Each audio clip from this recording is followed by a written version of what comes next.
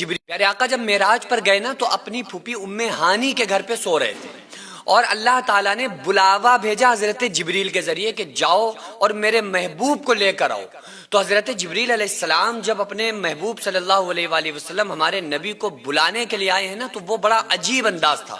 اللہ تعالیٰ نے قرآن کریم میں بیان فرمایا سبحان الذی اسری بعبدہ لیلا من المسجد الحرام الی المسجد الاقصی کہ پاک ہے وہ ذات جو اپنے بندے محمد صلی اللہ علیہ وآلہ وسلم کو لے گئی راتوں رات.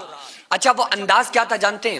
حضرت جبریل علیہ السلام جیسے ہی گھر کے اندر داخل ہوئے اور دیکھا کہ ہمارے نبی صلی اللہ علیہ وآلہ وسلم سو رہے ہیں اور آپ کی آنکھیں بند ہیں.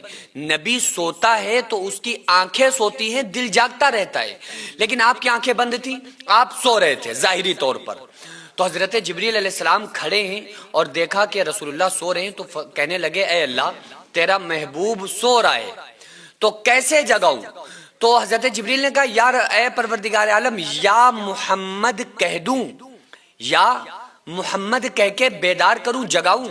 تو اللہ نے فرمایا کہ اے جبریل نہیں، میں ان کا آقا ہوں اور تم ان کے غلام ہو، نام لے کر آج تک میں نے نہیں بلایا تو کیسے بلائے گا؟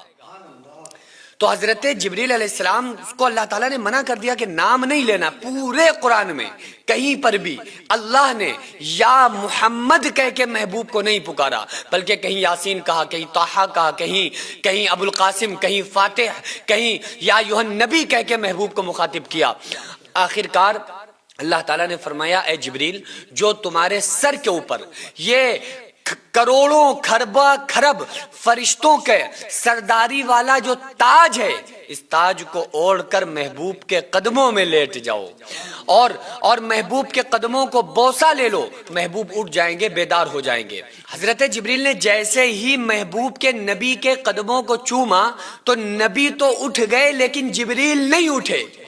یعنی جبریل علیہ السلام اپنے ہونٹوں کو مصطفیٰ کے قدموں سے لگائے لیٹے رہے، پڑے رہے. ہم نے تخیل میں سوال کیا کہ اے جبریل تم نے محبوب کے قدموں کو چوما اس لیے کہ نبی اٹھ جائیں، نبی اٹھ گئے لیکن تم کیوں نہیں اٹھے؟ تو حضرت جبریل علیہ السلام نے تخیل میں جواب دیتے ہوئے کہا کہ لوگوں سنو، پوچھتے ہو کہ یہاں کیا مزہ ملا تو سنو، نہ پھولوں میں دیکھا نہ کلیوں میں دیکھا، نہ پھولوں میں دیکھا نہ کلیوں میں دیکھا، نہ نبیوں میں دیکھا نہ ولیوں میں دیکھا، نہ جنت کی گلیوں میں دیکھا، مزہ جو محمد کی تلیوں میں دیکھا، مزہ جو محمد صلی اللہ علیہ وآلہ وسلم کے قدموں میں آیا وہ جبریل کو ایسا مزہ کہیں نہیں ملا.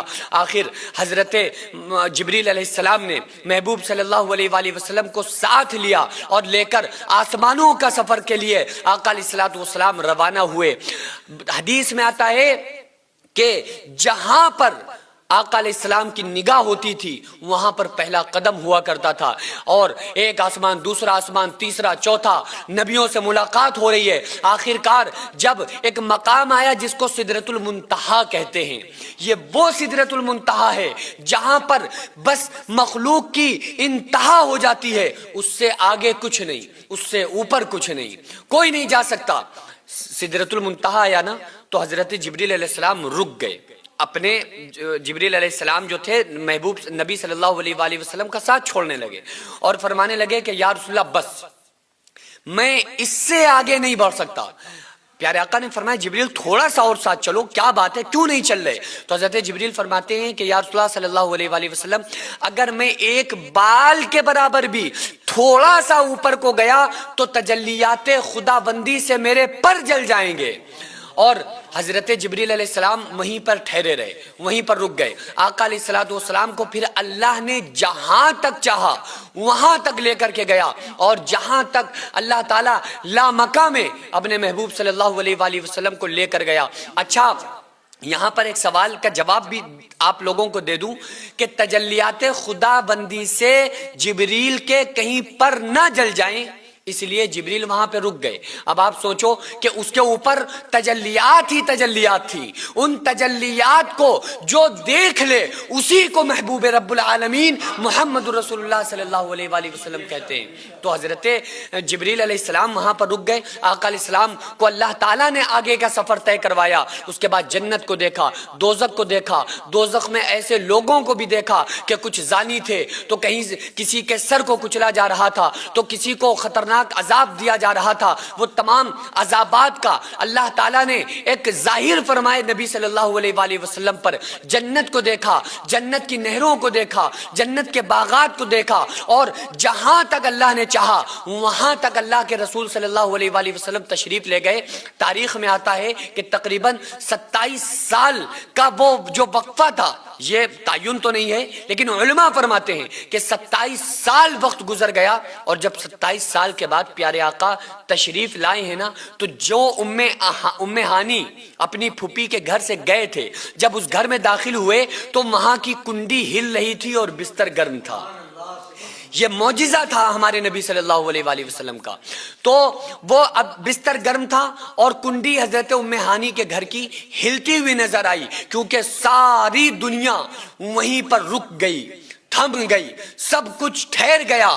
دنیا کا سیکنڈ جس جگہ پر تھا وہ وہیں پر ٹھہرا رہا، اور ایک طویل عرصہ گزر گیا۔ اور جب پیارے آقا تشریف لائے نا تو ابو جہل سے کہا، عشق بڑا ہوتا ہے یا عقل بڑی ہوتی ہے؟ بتائیں، عشق کیا آپ کیا کہہ رہے ہیں؟ عقل۔ آپ کہہ رہے ہیں عشق، آپ کہہ رہے ہیں عقل۔ دیکھیے بڑا کیا ہوتا ہے۔ جب پیارے آقا صلی اللہ علیہ وآلہ وسلم تشریف لائے نا اور ابو جہل سے کہا کہ اے ابو جہل، میں راتوں رات آسمانوں پر گیا، جنت دیکھی، دوزخ دیکھی، رب کا دیدار کیا، آیا تو گھر کی کنڈی ہل رہی تھی، بستر گرم تھا۔ تو ابو جہل نے اپنا دماغ لگایا، اپنی عقل کا استعمال کیا اور کہنے لگا کہ اتنی چھوٹی رات، اتنا لمبا سفر، آسمانوں پہ جانا، رب کو دیکھنا، جنت دیکھنا، دوزخ دیکھنا، اور پھر دنیا میں آنا، بستر کا گرم ملنا، کنڈی کا ہلنا، ہلتے ہوئے ملنا، نہیں ہو سکتا، امپاسبل۔ تو جب یہ بات دیکھیے نا حضرت، جب یہ بات ابو جہل کو آقا علیہ السلام نے بتائی تو کہنے لگا ایسا نہیں ہو سکتا۔ کیوں؟ کیونکہ اس نے اپنی عقل کا استعمال کیا۔ پھر آقا علیہ السلام نے حضرت ابو بکر سے کہا کہ ابو بکر، میں راتوں رات آسمانوں پر گیا، میں نے جنت دیکھی، میں نے دوزخ دیکھی، میں نے رب کا دیدار کیا، میں نے اللہ سے ملاقات کی، اور جب میں دنیا میں آیا تو کنڈی ہل رہی تھی اور بستر گرم تھا۔ تو حضرت ابو بکر نے فرمایا، صدقت قبلت یا رسول اللہ، یا رسول اللہ میں نے قبول کر لیا کہ آپ نے سچ فرمایا۔ یہ عشق ہوتا ہے، یہ عشق ہے کہ حضرت صدیق اکبر نے عشق ایسا تھا کہ بن دیکھے ساری چیزوں کو مانا، آخرت کی باتوں کو مانا، آقا علیہ السلام کی بات پر بھروسہ کر کے سب کچھ بن دیکھے ماننا، یہ عشق ہوتا ہے۔ اور کوئی بندہ سب کچھ دیکھ کر کچھ نہ سمجھے، عقل کا استعمال کرے، وہ انسان ناستک بنتا ہے اور وہ انسان جاوید اختر بنتا ہے اپنے دور کا۔ وہ بچے جو بھوک سے بلبلا کے سو جایا کرتے تھے، وہ مائیں جو اپنے بچوں کو جھوٹا دلاسا دے کر سلا دیا کرتی تھی، آج ایسے 100 سے زیادہ ایسے گھر ہیں جن کو ہر مہینے ہماری سوسائٹی راشن دیتی ہے، وہ بچے آرام سے کھانے کھاتے ہیں اور آپ تمام لوگوں کو دعاؤں سے نوازتے ہیں۔ 100 سے زیادہ گھروں میں راشن دینا، ان کی دوا علاج کا خیال رکھنا، ان کی سردیوں میں کپڑوں اور لحاف کا اور بستروں کا، کمبل کا انتظام کرنا، آپ لوگوں کے تعاون سے ہی غریبوں کے گھر میں راشن پہنچتا ہے۔ وہ بیوہ عورتیں جن کا کوئی سہارا نہیں تھا، وہ یتیم بچے جن کو کوئی پوچھنے والا نہیں تھا، آج الحمدللہ ان کے سروں پر ہاتھ ہے، آج الحمدللہ ان کو کسی بات کی کوئی پریشانی نہیں ہے۔ یہ صرف پاسبل ہوا ہے آپ لوگوں کے تعاون سے۔ میں رب کعبہ کی قسم کھا کے آپ کو بتاتا ہوں کہ میں تقریباً اپنی پرسنل اور ذاتی کمائی کا